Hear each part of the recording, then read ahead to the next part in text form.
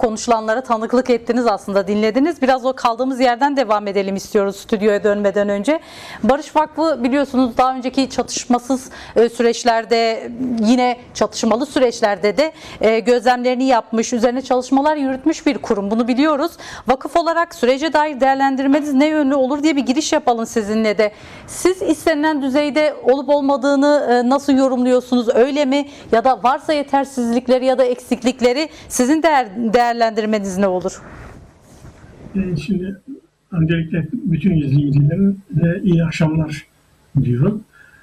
Önce şunu meraklaştırmamız lazım. Bu Türkiye'de 18 aydır süren süreç aslında ne Türkiye'nin daha önceki Oslo ya da 2013-2015 sürecine benzeyen bir süreç ne de başka ülkelerin tecrübelerine, deneyimlerine, süreçlerine benzeyen bir barış süreci değil. Türkiye'ye özgü bir model süreç deneniyor. Bu sürecin ismi dahi ortakça konulanmamış bir süreç.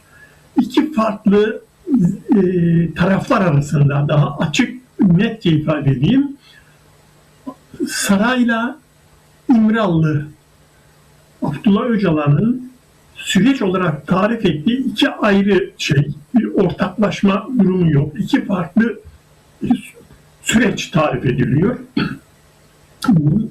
Bu sürecin oldukça gerilimli, tartışmalı geçtiğini sürecin ilerleyişinden anlıyoruz. Niye anlıyoruz diyoruz? Elimizde sürecin gidişatı ile ilgili kamuoyuna açıklanmış derli toplu bir yol haritası yok. Tarafların farklı yaklaşımlarını nereye doğru gittiğimizi ifade ediliyor. Üzerinde en fazla anlaşılmış olan şey şuydu: silah bırakma sürecinin ve meclis komisyonu çalışmasının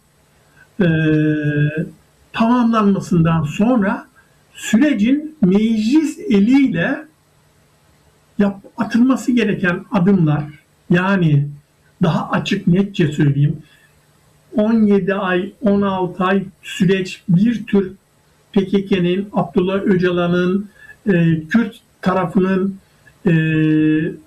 sürecin gelişmesiyle ilgili bir dizi adımlar attılar. Az önce sayıldı. Ahmet Bey tarafından silah yakma, zaptan geri çekilme, yani bunun PKK'nın kendini feshetme kongresini düzenlemesi gibi ve komisyon görevinden sonra işin renginin biraz daha belirleşeceğine dair bir ortaklık varmış gibi geliyor. Ancak iki ay oldu. Bu konuda da komisyonundan beklenti, bunlar kamuoyuna taraflarca ifade edildi. Yani hem saray tarafından, devlet tarafından ya da AK Parti, MHP ikilisi tarafından, hem de Öcalan zaten çok açık bir biçimde sürecin gereğini yerine getirmek üzere parlamentonun üzerine düşen görevleri, yürütmenin üzerine düşen görevleri çalınıyor. Ve bu ortaklığı biz en somut haliyle meclis komisyonunun hazırlamış olduğu biraz kısmen tartışmalı olan raporun son 2 maddesinde görüyoruz. 6. ve 7. maddesinde. Ve bu 1,5 aydır meclisin önünde, yürütmenin önünde duruyor somut adım atılması için. Bu adımların ne olacağı, yani nasıl atılacağına ilişkin şu anda bilgimiz var. Ama nasıl atılması gereği, kimin tarafından, ne zaman atılacağına dair, içeriğine dair herhangi bir tartışma şu anda iktidar tarafından söylenmiş bir söz yok. Şimdi bu aslında bu durumun kendisi, bu sürecin niteliğini belirliyor. Nedir o sürecin niteliği? Süreç bugüne kadar bir tek taraflı geldi. İki, hukuku olmadan, bir yasaya dayanmadan. Bakın, komisyondan söz ediyoruz ancak komisyon da bir yasayla kurulmadı. Meclis başkanının uhdesinde kuruldu. Asgari ortaklaşmalar, mutabakatlarla kuruldu. Yasal bir zemine oturtturulmadı. Bir yasası yok, kuralı yok, kurumu yok bu sürecin. Şimdi dünyada buna benzer bir çözüm süreci, barış süreci, silahsızlanma süreci yok. İkincisi, son dönemde ortaya çıkan bir tartışma var ya da bir konu var. O da bu sürecin müzakerecisi ya da yürütücüsü, nasıl isterseniz öyle tanımlayalım. Sürecin yürütücüsü, Kürtler adına, PKK adına yürütücüsü olarak tanımlanmış, kabul edilen, iktidar tarafından da evet denen Abdullah Öcalan'ın durumu, statü deniyor buna, ne olduğu belli değil. Bunun belirlenmesi sürecin karakterini belirleyen bu temel unsur olacak. Bugün yapılması gereken PKK'nın silah bırakma, silahları susturma işi, ki bu bizim önümüze, bütün çalışmalarımızda silahların patladığı koşullarda barış görüşmesi olmaz. Silahların görüşmesinde bu iş konuşulmaz diye önümüze geliyordu. Dünyada bu gerekçeyle yürütülmeyen barış süreci yok. Hem silahlar mücadele sürerken barış görüşmesinin yapıldığını biliyoruz. İyi sonuçlar alındığını da biliyoruz. Ama Türkiye bunu denedi ve 18 aydır tırnak içerisinde PKK tarafından herhangi bir silahlı eylem yapılmadı. Şimdi o zaman şunun zamanı geldi. Bir, barış sürecin yasasını, hukukunu, kurumunu, kuralını ve tarafların statüsünün belirlenmesi gerekir. Şimdi bunların olmadığı yerde, bunların oldukça dar alanda sürdüğü yerde, demin sarayla İmralı dedim, bunu bilinçli söyledim. Kürt tarafı açısından da, hükümet tarafı açısından da söylenebilir ki, gelişmeleri büyük ölçüde sürecin adım adım öğrenebiliyorlar. Bilgiye sahip değiller. Süreç ilerledikçe gelişmeler. Peki bunun sonuna gelindi. Bu işin bu işin artık toplumsallaşmasının ya da barış sürecinin sağlam, güvenilir zeminlerde bu sürecin sağlam ve sağlıklı zeminlerde yürümesi ve nihai sonuca erdirilmesi için bu dört şeyin, tekrar ediyorum, hukukunun, kuralının, kurumunun, bir statünün ivedilikle belirlenmesi gerekir.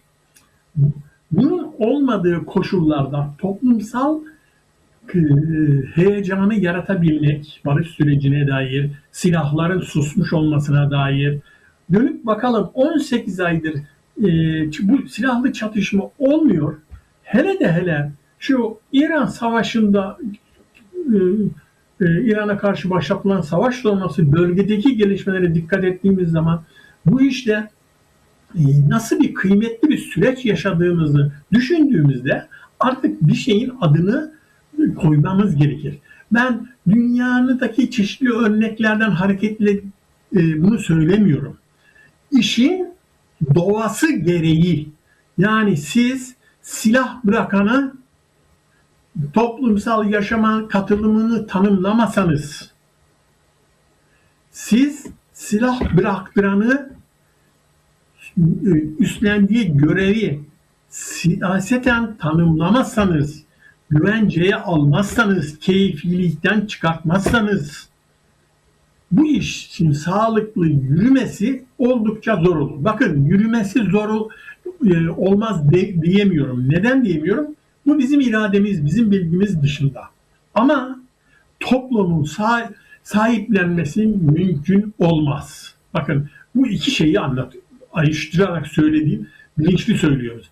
Yani silahları bırakmak, süreci ilerletmek işinde müzakere yürütenler karar verebilir ama sorun toplumsal barışı güçlendirmekse, barışın toplumsal zemini, bir arada yaşam zeminini geliştirmezse bu toplumun, sivil toplumun, hak örgütlerinin, aydınların, akademinin ve siyasi partilerin bütününün dahil olduğu bir süreç olarak örgütlemek en sağlıklısı, mümkün olduğu kadar en sağlıklısı, en sağlam zeminidir diye düşünüyorum. Şimdi bu sürecin geçmiş tecrübelerden köklü bir farklılık gösterdiğini kabul etmemiz gerekir. Bunu neden söylüyorum? Biz, yani ben sivil toplum örgütü ya da temsilcisiyim ya da barış aktivistiyim. Kendi sorumluluğumu, kendi görevimi tanımlamak için bunu doğru tanımlamak isteriz. Ve bizim amacımız, bizim hedefimiz her ne olursa olsun, nasıl olursa olsun sürecin ilerlemesi olmalıdır. Bunu da şunun için söylüyorum. Uzattığımın farkındayım ama bu cümlemi de söyleyeyim. Şimdi Türkiye'de bir taraftan bir hak temelli mücadelede, temel siyasal haklarda basınç altına alınan, ana muhalefete yönelik büyük basınç var. Diğer taraftan aynı zamanda az önce Murat Bey'in sözünü ettiği tablo var. Nevroz'da gözaltına alınmalar var, tutuklanmalar var. Daha da önemlisi bu sürecin memnun olduğunu kamuoyuna ilan eden iki tane lider Nevroz gösterilerindeki olup biteni bir tür suçlayıcı cümleler kurdular. Sürecin başını hatırlayalım. Sürecin, yani bu Nevroz gösterilerindeki ilk değerlendirme Devlet Bahçeli ve Sayın Cumhurbaşkanı'ndan geldi. İşte şimdi bunlar tamamen toplumda var olan temkinli yaklaşma halini, güvensizlik halini kalıcı hale getiriyor. Daha da açık, netçe son cümle söyleyeyim. Bunlar böyle olduğu sürece, keyfi bir süreç işletildiği sürece ve gittikçe zamana yayıyor hissiyatı doğduğu sürece, ki bunu açıkça Devlet Bahçeli, hatırlarsanız, aceleye getirmemek gerekir süreci dedi. Toplumda ki beklentiler, toplumun heyecanlanması, bu kadar tarihi bir fırsatı değerlendirmek için yükü omuzlamaya çalışmasını beklemek hayal olur. Zorlanıyoruz. Süreci anlatmakta da zorlanıyoruz. İnsanlara güvenmesini sağlamak için yaptığımız çalışmalarda karşımıza büyük bir duvar geliyor. Bu duvar daha çok Ankara'nın, iktidarı yapmadıkları, yapması gerekenler, yapabilecekler. Yani hiçbir yasal düzenlemeye gerek kalmadan, hiçbir idari tedbire gerek kalmadan idari tedbirlerle yapabileceklerini yapmamasından kaynaklanıyor. Değerli Tanbaz, aslında Öz için açtığı başlıklar da çok kıymetli ve değerliydi. Yani bir yanda eksiklikleri, yetersizlikleri konuştuğumuz noktada devreye giren kısımlar var, eleştiriler var ama bir yanıyla da süreçte gelinen aşamayı bir bütün düşündüğümüzde bağımsız bir izleme mekanizmasına ihtiyaç duyulduğu da sizler tarafından sıklıkla ifade ediliyor ama uluslararası yapıların ya da sivil toplumun oluşturacağı bu üçüncü göz dediğimiz şey aslında belki de sürecin daha sağlıklı ya da kalıcı olmasında daha aktif bir rol oynamaz mı diye soralım. Çünkü benzer dönemlerde yaşanan eksiklikler ya da sekteye uğrama hali hafızalardaki tazeliğini koruyor çünkü bir yanıyla da. Siz bu üçüncü göze ihtiyacı nereden doğru tanımlıyorsunuz? Tam da burada devreye girmesi gereken kısım değil mi? Sivil toplum kuruluşu olarak ya da aslında bu alanda aktif bir çalışma yürüten bir isim olarak aynı zamanda size soralım. Şimdi baştan ilk söylediğim cümleyi tekrar kurmak zorundayım. Biz bu süreci, yani 18 aylık süreci, örneğin 2013-2015 sürecine benzer bir süreç olmadığı çok açık. Taraflar açısından, her iki taraflar açısından da bu böyle değil. Şimdi öyle olmayınca bunun öncelikle bir ortak yol haritasıyla bu iş olabilir. Ortak yol haritasının en önemli alt başlığı, bir tanesi üçüncü göz mü denir, aracı kurum heyet mi denir, adına ne koyduğumuz önemli değil. Müzakerelerin tıkanması, sürecin toplum tarafından doğru bilgilendirmesi amacıyla bir sivil heyete, taraflardan bağımsız sivil heyete ihtiyaç olduğu çok açıktır. Bugün de bu çok açıktır. Bakın, Halep'te ortaya çıkan abluka sonrası yaşanan tartışmalar bile sürecin bilgisine iktidar veya Kürt tarafı dışında kimsenin yeteri kadar sahip olmaması nedeniyle o çok fazla bilgi kirliliğine yol açtığı görüldü. Bugün de öyle, ama ısrarla şunun altını çizmek istiyorum. Artık sürecin resmi tanımlanmasının, hukukunun oluşturulması gerekir. Bunun içinde bir önemli başlıktır. Mesela komisyonun metninin hiçbir yerinde sivil toplum örgütlerine dair bir gönderme dahi yapılmamış olması parlamentonun tamamının utancıdır. Ve hiçbir siyasi parti bunu dillendirmemiştir metin tartışmasında. Böyle bir oraya giden bütün 138 tane sivil toplum örgütü tamamının dillendirdiği bir şey meclisin raporunda yer almamıştır. Şimdi bu şunu gösteriyor bize. Bu sürecin özelliğinin, kırılganlığının ne hatta olduğunu. Şimdi yeni bir aşamaya geçiyorsak, en son Nevroz'da Öcalan'ın metninde de çok açık bir biçimde vardı. Belki o Nevroz mesajının kendisini başlı başına değerlendirmek gerekir, kıymetli olduğu için bu süreç aslında. O zaman bunu daha önceki süreçlerden farklı kılan ne olacak? Biz diyoruz ki, bugünkü otoriterleşme eğilimi Türkiye'nin bütün toplumunun, bütün siyasi aktörlerinin, bütün toplumsal dinamiklerin temel sorunlarından biridir, iktidar dışındakilerin. Ortak bir duruş burada sergilenmesi gerekir ve bu siyasi gerilimi bitirecek bir yola girilmesi lazım. İkincisi, sürecin önemli bir aktörü olan, taşıyıcı aktörü olan, müzakereci aktörü olan Abdullah Öcalan'ın konumunun tanımlanması gerekir. Ve sivil toplumun, başka türlü sivil toplum, şu anda tarafların sivil topluma ihtiyaç duymadığı, rıza göstermediği bir yerde sivil toplum ancak şunu yapabilir: toplumsal duyarlılığı yaratabilir. Bu kıymetli bir mücadeledir. Bu nedenle biz Barış Vakfı olarak diyoruz ki, bizim için bu süreç geçiş dönemidir. Silahlı siyasal sorunları çözüm sürecinden silahsız siyasal çatışmaların müzakere sürecine geçiş sürecidir. Burada üzerimize düşeni biz yapmalıyız. Demin az önce söylediğim sivil toplumda duyarsızlık var, ama şunun altını çizerim. Bunu önemli çiziyorum. 30-35 yıldır bu sorunla uğraşan bir insan olarak. Şu anda cenazelerin gelmemiş olması bizim için büyük bir kıymettir, büyük bir fırsattır.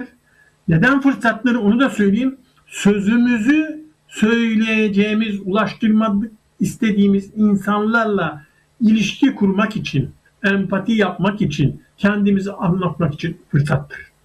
Şimdi özetle şöyle topluyorum. Bu kıymet bilinmelidir. Bunun önüne gerek muhalefete karşı yapılan, gerek Nevroz'da olan ya da başka herhangi bir iktidarın, otoriter iktidarın politikaları, söylemleri dikilmemelidir. Biz görevimizi yapmayı. Çünkü silahı kuşananlar biz bu silahtan kurtulmak istiyoruz diyor. Ve bunu bir tarihsel fırsat tanımıyor. Bunun örneği dünyada yoktur. Böyle bir iradenin şekillenmiş olmuşu, bu kadar güçlü, bu kadar yaygın, bu kadar büyük bedel ödemiş, uzun süre sürmüş bir silahlı örgütün böyle bir çağrısının bir yönelime girmesinin, paradigma değişiminin örneği yoktur. Ve açıkça söylüyorlar. Kürt sorunu artık hukukun, politikanın, siyasetin konusu olacak.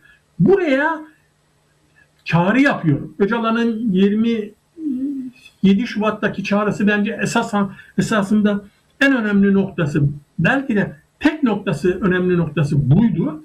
Şimdi o zaman barıştan yana olan, demokrasiden yana olan, sivil toplum örgütlerinin olanlar şöyle konuşmayı bırakacak. Son cümlede bunu söylüyorum. Böyle olursa barış mı olur? Böyle olursa demokrasi olmadan barış olmaz. Biz bir yola girdik. Bu yolun sonunu getirmek zorundayız. Bunu kaçırdığımız zaman iktidar bunun kaçmamasını bizim kadar önemsemediği çok açık.